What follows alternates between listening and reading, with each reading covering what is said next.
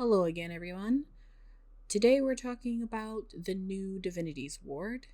I'm going to essentially go through a lot of the aspects I went through in my first Divinity's Ward, kind of lore, world building, background, and we're going to talk about the new stuff. So I'm going to show you all of the new things I've created, as well as we're going to go a little bit more in depth about how I am changing the goddesses.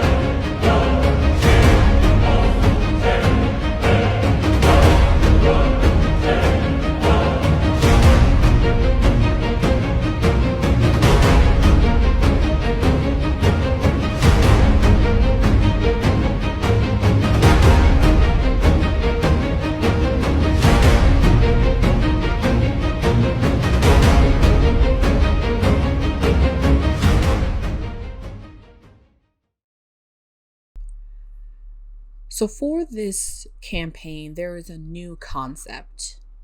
The concept is called the New Age. So what is the New Age? New Age in this term is essentially an age of transformation, specifically for the continent of Asteris. And it has all been handed down by the goddess Lilia. So the New Age is really a way of living. It's also moving from an industrial revolution the entire country of Hyperion recently just went through, and it's now moving them to a technological revolution, and that is called the New Age, this transition that they're going through right now. So this means that the entire economic system is vastly changing, and it's changing very quickly. This includes medicine, food, architecture, government, transportation, work. All aspects of anyone living on the planet is vastly changing.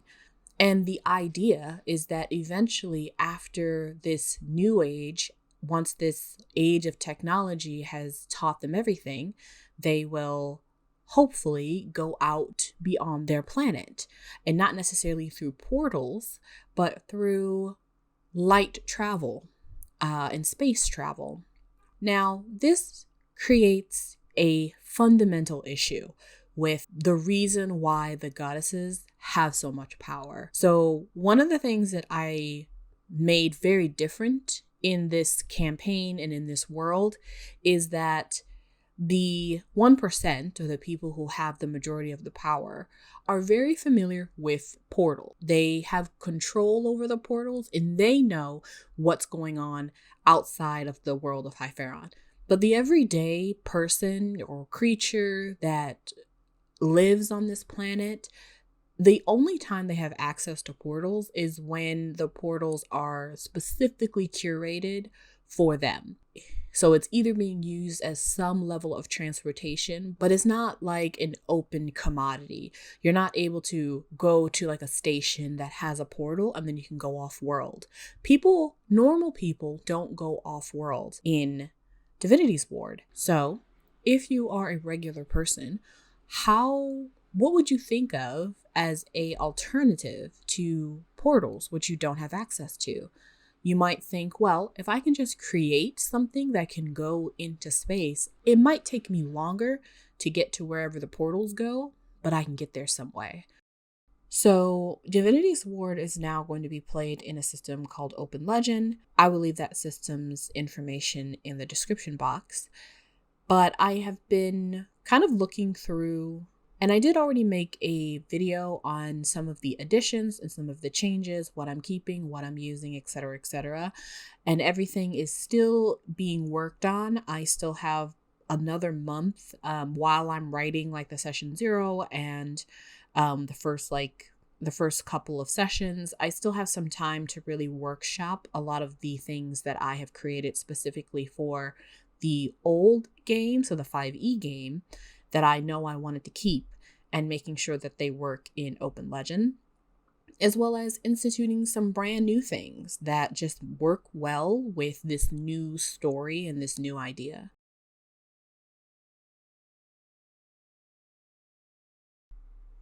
So this is page 1 of my GM cheat sheet. Other than remembering that dice explode in this game, which is a mechanic I've never used before, the rest of the stuff on here are really just things that at a glance I can be able to answer a question. That's essentially what my GM cheat sheets are. Until I know all of the rules I've actually created by heart, this cheat sheet will be really useful for me. So I have created some custom roles, I guess you could say, in terms of like, instead of me saying roll your logic and will, I'm going to just say roll an accounting roll. So I have an accounting roll, a mechanic roll, a trader roll, a smithing roll, a driver/navigation roll, the reputation roll, and the holy symbol roll. Also, having the size chart in the reach is really useful just for me to kind of offhand review it, and as well as the defense rolls. This is page 1 of the cheat sheet. And then page 2, we have the job duties. So remember how I said that I am creating the roles of, the mecha nerd, the bio nerd, the healer, the charmer, because I want them to coincide with job duties that they will have as a crew together. How I'm doing that is providing assigned duties and optional duties. I also have a quick thing about reoccurring NPCs. So when you are planning your campaign, usually you have an idea of an NPC that's going to be important. But in this case, not only are my players going to come in contact with NPCs out in the world, they're also going to come in contact with NPCs over and over again because, again, they're all the crew and they work for a company. That means whoever's the first contact for all crew members is someone that they will constantly be in contact with. Whoever the fuel technicians are, when they stop and get fuel at the outposts for their company, they're going to meet those fuel technicians. Whoever the journeymen are, those are the outpost managers. I created what's called a ventriloquist, and these are essentially service droids. And then of course we have the wards, and there are 7. I think I originally had 12, and I backed it down to 7 because I felt like 12 was too many other mercenaries. So these are going to be NPCs that they come in contact with on a pretty regular basis. Like the handler, they could technically speak to every day. I want to make sure that I know that if they go to, this outpost in this area, they should be coming in contact with a fuel technician, a journeyman, and maybe a ventriloquist. Now let's talk about the roles a little bit more, because originally when I created them, I hadn't actually fleshed them out, and now I have. So we're going to look at each of the roles, and how I am presenting this to my players is I'm essentially showing them what their trade is, what their expertise is, what their proficiency is. And then I'm giving them some ideas for what some occupations could be. And then I am giving them a not too detailed, but just a 1 paragraph explanation of how they could then enact their skills out in the world. So our very first one is the brains. Sample occupations could be a pilot, an officer or captain, an accountant, a transporter, or a lawyer. Their trade is that they have a specialization in technology, specifically numeric, historic, or like business knowledge. So this role can fit any archetype, but in social situations, the brains is the resident expert on new age merchandise, business, and trading. Each one of these roles is specifically designed to go with the new age culture of this planet. And that is the reason why I created them. So the paragraph that's kind of explaining how the brains would work out in the field is as follows. There's been a lull in well-paying jobs recently, but suddenly one pops up on your call deck. It pays double with an immediate acceptance. You haven't had time to read the details, but you accept to make sure no one else does first. If you have the brains on your staff, they have their own personal call deck, which shows odd jobs, and they have the power to accept them. The brains are also able to negotiate deals, make business transactions, and are often the best at haggling. This is what each of the roles will provide for each of my players. So there is one for each one. There's one for the brains, the mecha nerd, the bio nerd, the healer, the charmer, and the detective. The detective, if you remember, the original roles included someone called the muscle, which has now been switched out for the detective, mainly because I felt like the name of the muscle was misleading once I actually wrote up what they did. They are not necessarily the muscle. They're not necessarily someone who's like a tank. Anyone can be a tank. It just depends on how you build your stats. The detective role is someone who is essentially your resident expert on strategy. So some occupations could still be like a lawyer, but they could also be a special agent or have a heavy military background or have a heavy mercenary background, like they are a full-time mercenary or assassin. As well as being like a weapons specialist. So I think this is an appropriate switch from what I thought was going to be the muscle to the detective. I think it makes much more sense based on what they can actually do. And finally, we have the reworking of the three goddesses. The three goddesses are Hypharon, which is the namesake of the planet, Halil, and Lilia, who is the governing goddess of Asteris. So with Hypharon, she is still a black beauty goddess, but she is now fully into the industrial age. She's now still the goddess of the planet and the stars, but now I have added that she's also a goddess of darkness. So Hypharon is the mother of the planet, its protector, and the creator of all living things. She's known as the goddess that controls space and time, which is one of the reasons why I wanted to make her the goddess of both the planet, the stars, and darkness. And she's credited with molding the universe and advancing the organic and biological sciences. So this is a new thing that I added to each of the goddesses, is that now they are credited with advancing some aspect of civilization. Then we have Halil, who was always the goddess of the sun, but she is now the goddess of the sun, desire, and death. Halil embodies power and war. She's now a controversial goddess. She wasn't in the past because she is the patron goddess of the Clariston military, and particularly she has always been for many thousands of years a pretty big goddess for Clariston. And I really like this about her because it shows that the way we think of these goddesses over time is less about who they actually are and what they actually do, and more about the creatures and the humanoids and the societies that we build in their name. So she's also known as the goddess of time. She is credited with advancing industry. She's also the goddess of death and the creator and protector of the land of the dead. This is also something new. So in the old version, I don't even think there was a proverbial like land of the dead. I think there was a pretty big stratification in terms of, the different ideologies of the people that lived on Hypharon, of what life after death looked like or what death looked like. In this time period, they have gotten to a point where they believe that there is something after death and that Halil is the protector of that area or of that land. And then finally, we have Lilia, our star of this campaign, who was originally the goddess of the moon, and she had some connection with the water, particularly the deep, but now she is officially the goddess of the deep as well as goddess of technology. So Everyone knows that Lilia was once a banished goddess. I did keep that. Many, many thousands of years ago, she was banished. And that's how Asteris became Asteris, as its own continent that heavily loved and supported and worshipped Lilia. However, she rose in popularity, and I use that word literally.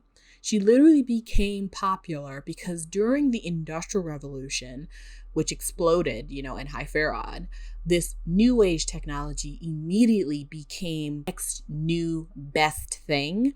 And everyone was literally obsessed with it. And now, all of a sudden, she's no longer a banished goddess. Instead, she is the best thing that's, come out since sliced bread.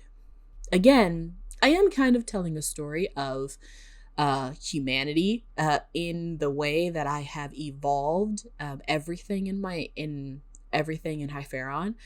She's known as the goddess of the new age. She's credited with bridging arcana and mechanics into the technology which brought the new age revolution to Hypharon, which we are currently in right now in terms of the lore and the time of the story. And that is the new Divinity Sword. What you'll notice is that I have changed like a lot. However, there's actually like less stuff. I think when I did the 5e organization, I feel like I have folders upon folders of like things that I really went in depth and created and developed and organized for that game. And for this game, I think why I only have, like, what you see right now is probably what is going to be available to the players and to myself. There's also going to be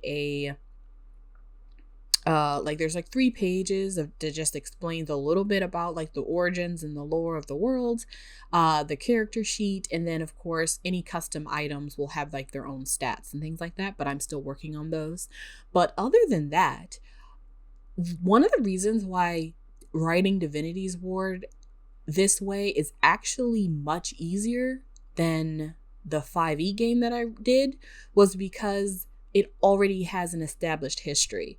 Like the 5e game was the beginning of Divinity's Ward. Like it was all of the history that I was trying to plan. And now that we are thousands of years in the future, there's so much base knowledge and information that I've been able to use that it's just been way easier to actually figure out all of this stuff. And I actually think it's much better. So super excited to start this this new Divinity's Ward in March. I am starting a podcast. Remember a couple of weeks ago when I said I was starting a podcast? Well, I'm still starting a podcast. And this is the announcement, I guess. Isn't that exciting for everyone and slightly terrifying for me? So the podcast is called the Aging Journey Podcast. I know what you're thinking. Like, okay, well, what does that have to do with gaming? Everything, because aging has to do with everything. So the Aging Journey Podcast is the sort of half social justice, half actual play podcast where I can kind of marry the 2 parts of myself, which is a gerontologist and a researcher and a GM, which are kind of separate, but also kind of not, particularly when it comes to the one thing that sort of grounds all of us and is the one intersectionality that everyone has in common, which is aging. So for the majority of my games, I really love to play into things like age and time and space. Huge fan of Doctor Who, history, narrative-driven stories, etc., etc. So the Aging Journey podcast is going to be a narrative-driven conversation as well as actual play ttrpgs. There's going to be some rock and music in the background, particularly from like my childhood. So, it's probably going to give a little Stranger Things vibes because like 90s and late 80s is the music I love to listen to the most. And so I'm obviously going to have that on my podcast. But I can't do things without taking into consideration all of the inequities and issues and systemic oppressions that really need to be discussed and should be discussed on many platforms. But I understand that that's not for everyone. Even though it should be, because it concerns you. The world does, you know. If you're aging, I know you qualify for that one because everyone is. If you are someone who is a little less interested in the capitalist society that we all live in and more interested in going against the house rules, if you are for like basic human rights for all and you want to be aligned with a actual play podcast that actually delves into some of those topics, as well as you enjoy actual play tabletop gaming, because that's what is going to be half of this podcast. But you're going to be listening to a bunch of advocates and social workers and organizers be unashamedly roleplay nerds, as well as like advocacy nerds. So it's a strange blend that is so me. Like, you have no idea how many times when I am playing games with like people who are from my profession or, you know, civil or social service professions, and we just go into straight rants about stuff. It's so fun because that's just how we think, and I feel like maybe that's how other people think too.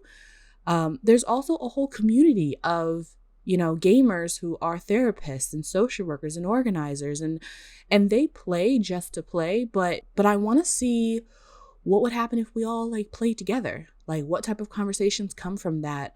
Can this be a new type of community? I don't know. I just thought it would be fun because I love tabletop gaming and I love my work and I love talking about the issues that need to be solved and then figuring out how to solve them. And if you like that too, then hopefully you'll like this podcast. So here is a little snippet of basically the vibe of this podcast moving forward. This is essentially a little promo, so be easy on me. I've never done a podcast before. Very, very nervous, but very, very excited. I hope you enjoy.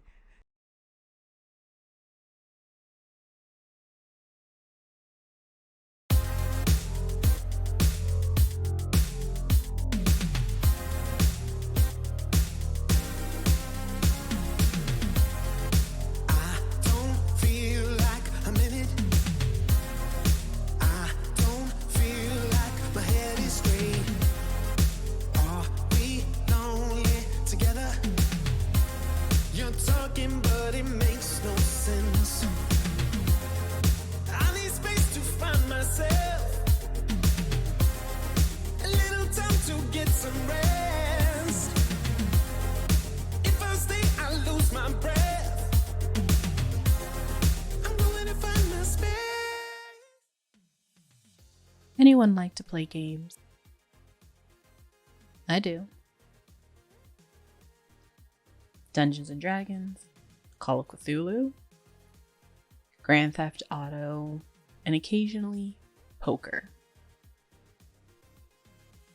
I'm sitting there staring daggers at my brother across the table, both of us holding our hand of cards with smirks on our faces.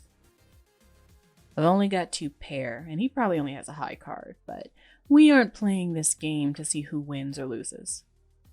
We're playing to see who can lie the best.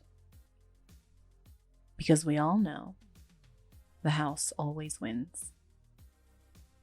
The house in this case is giggling next to us. My mom.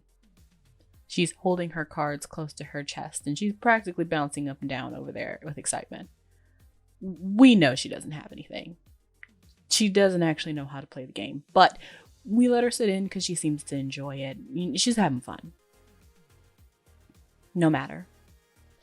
Back to the showdown. I slap my cards on the table. My brother slaps his down, and we stare at each other. And then we look at the cards. Only to be interrupted in our intense battle of bluffing by my mother, who sets down a straight flush. So what does this story have to do with aging and radical social work. What do you do when the house always wins?